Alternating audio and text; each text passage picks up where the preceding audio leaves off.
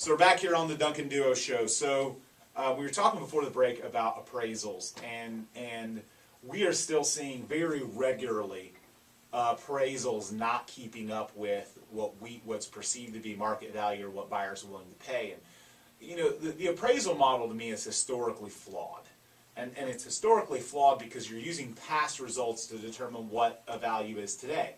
The reality is that prices are going up. So when you're looking backwards instead of forwards, you know, you're going to have issues like that where someone's willing to pay more for a home and the market will support it, but a bank has a hard time appraising it because they don't factor in the proper appreciation. You know, I see it time and again where appraisers, and we challenge them constantly, and where appraisers are coming in with a value and they're using a 3 or 4 month old comp, and clearly prices have risen in that 3 or 4 month period, but they don't adjust for any appreciation. And that's, you know, it's a very clear argument to a bank to challenge an appraisal when you say the wrong comps are used, or this comp's out of the subject market, or this comp's in inferior condition, here I can prove it. It's a whole other scenario to argue their opinion about whether or not homes have appreciated as much during that period. It's hard to see.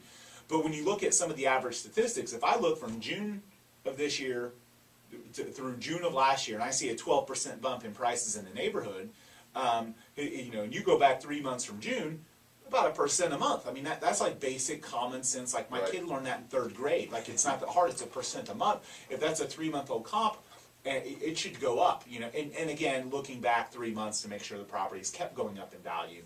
But in doing that, we're seeing a lot of times them not using proper appreciation, and then the home doesn't appraise. Yeah, that's the tough part in a market like ours where there's such low inventory. There's not always recent sales to support that new value, which, you know, as you and I know, doesn't mean that home's not worth that. But from an appraisal's perspective, if there's nothing to compare it's certainly not just the appraiser's fault. A lot of times they're working within a box that the lenders have given them and says, here's what you do, and do this, or else we're not going to pay you. So I'm not blaming anybody. I'm merely stating that's the challenge we have. That's the problem we have. What's the solution? You know, because I'll tell you, we see it a lot, and you know, I think that the banks, you know, instead of loosening lending standards so much, I think they need to loosen some appraisal standards. From a standpoint of, or not necessarily loosen them, but more clearly identify, you know, factoring in for appreciation. And some do, and I know Fannie, it's all in there. It's a matter of what's followed and what's not, and then whether or not a bank's stance or you know, a lender's stance is. Right. From a lender's perspective, I get it. I understand why, but yeah, they don't want to repeat. They don't want to repeat what they went through before. But if you've got a good borrower, and we're talking about 203,000 versus 207,000, is really that much going to change? Right. Probably not. And then basically that lender just, you could, and no, you could, not just you could, you do, it happens all the time. The buyer then says, I don't want to pay. The seller says, I'm not going to budge, and a deal blows up. A sale doesn't happen because of stupidity. Right. Yeah, in the grand scheme of things, on a $200,000 home, 2 or 3 grand's. Yeah, I think, you know, the struggle that I have is I certainly think that you've got to be cautious and not overextend and overvalue a home. And if you've got a $200,000 house that's under contract for $280, okay, I get it, right? That's a bad loan. But so often you've got this small percentage where it's a judgment call, and there's, you could have 10 different people appraise a property and come up with 10 different values, and plenty of them would support the value. And you've just got one guy who was more of a bear or a bull, and the value comes in differently. And so, you know, I wish there was a way, and I know there's probably not, but I wish there was a way to have some sort of panel type appraisal where you have like 5 people quickly appraise a house. And I know some of the banks are starting to go to the desktop appraisals. Yeah, Fannie Mae actually now allows for, in their underwriting findings, there are some times where there's going to be a property inspection waiver. So when you upload an appraisal, for instance, in the Fannie Mae system, it just collects, I mean, thousands and thousands of pieces of data. So if it agrees with the value that's in there, there are times that it will allow you to not have to do an appraisal. And I know that it causes challenges logically with the process, you know, in terms of having multiple people look at it. But imagine if you only had one person do the inspection, they uploaded the photos, and then you had 3 people value it or 4 people value it. Right. And as long as half of them came up with the value, it's good and it passes. The reason I say that is so think about it like this. Really expensive purchase for buyer and seller. Very important to the economy, a home sale. Lots and lots of home sales still fall through on appraisal. And then they end up not selling, seller changes their mind, the buyer changes their mind. There are lots of transactions that don't happen because of the appraisal process today. And because of appraisals not hitting value even though because of the rise in prices. So imagine a panel type process where you eliminate a lot of the labor for all of them having to go out and look at it. Right. You have one person that uploads the photos and does all that, and then 3 or 4 people look at 3 or 4 appraisers. Each maybe get paid a little bit smaller, but they spend less time on it. So think about it like this. Most home sellers meet with multiple agents, right? Absolutely. They shouldn't. They should just call Right. us.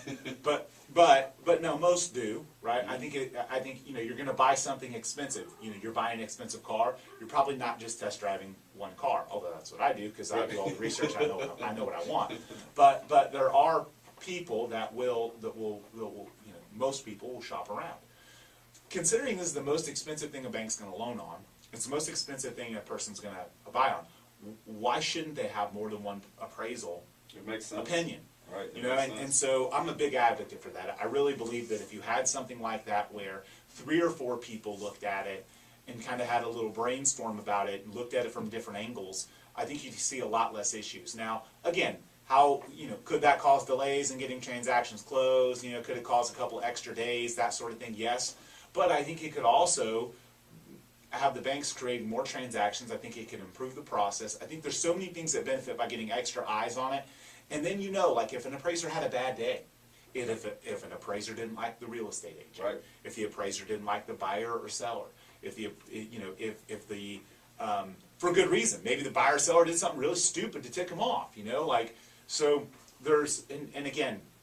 I'll probably have an appraiser email me, how dare you say that we would adjust. It's human nature. Exactly. If you don't like someone, if you have a personality conflict with someone, no matter what you say about you being able to stay unbiased, it's impossible. That's why there's so many checks and balances in the legal system about conflicts and bias and all that kind of stuff. So, bringing some of that into the real estate world, I think would be a huge benefit to the market. I think you'd have a lot less appraisal issues, a lot more clarity, and I think some of the appraisers would learn from it. And I think they could all do better financially. Right. I mean, again, I think that they could create a little, process and system. But I think if you had a team appraisal where that happened, it would be so helpful to the process. And I think it'd be a simple, small, minor investment for banks to make. I bet money if they did the research on the extra costs they might incur by paying a little bit more for a few appraisers to appraise the house. Smaller fees because they're not going after the house. Right. But if you paid a little bit more, you'd probably save a lot of deals that should happen.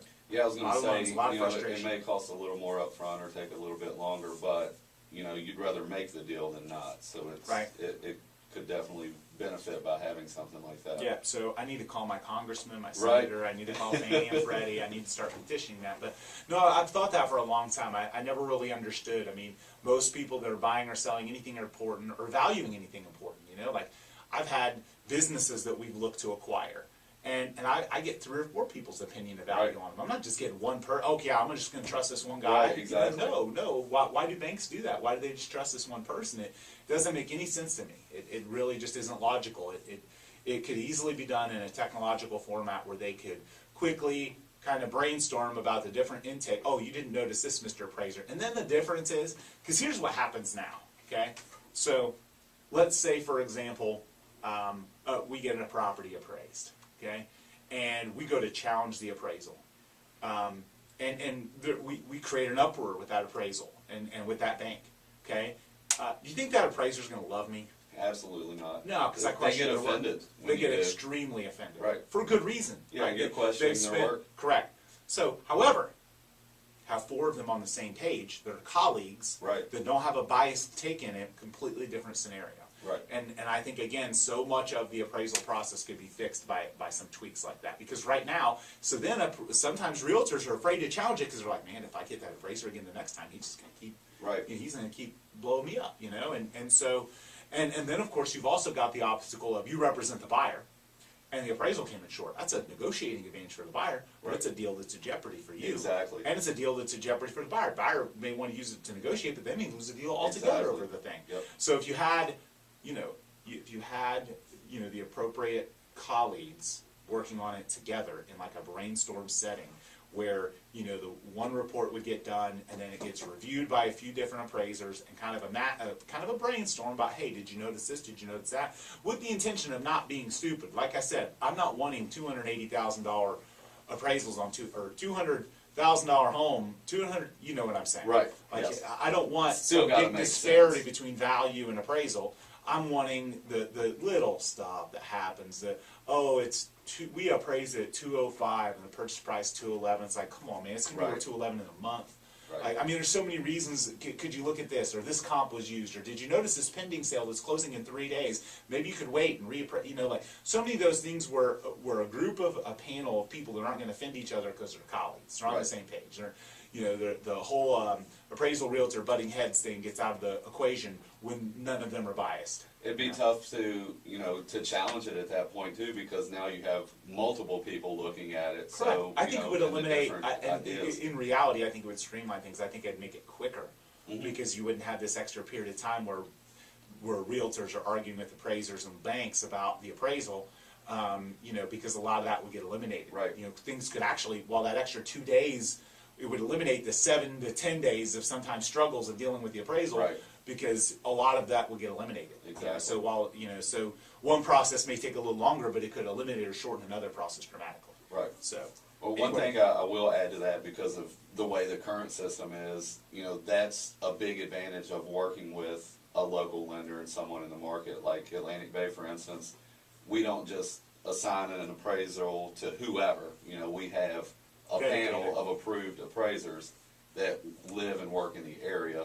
Whereas sometimes the big bank, you might have an appraisal out in Lutz and your appraiser coming from Orlando, for instance. Right. They don't know the market. Right, and it still happens a lot. Right. And that's the nice part about having a panel type setup, is because then you could eliminate. I mean, there's so many things you could do to more or less use the talents of many to get to a common goal. A different set of eyes, a different perspective, maybe someone that knows the school districts a little bit better. I mean, when you have more than one person looking at something, it's just like at our company. We've achieved great success in real estate. People look at Angela and I, and they think, oh, look at all this success they have, and all these rankings and accolades and all that. But in reality, it's because we have a lot of great people. When we put a home on the market, there's 7 or 8 people looking at the photos, looking at the video. There's a whole slew of listing agents, staff, us, looking at it to get extra eyes on it, to make sure that we're putting our best foot forward. Right. And I think the same thing could be applied, the team process could be applied to the appraisal scenario. So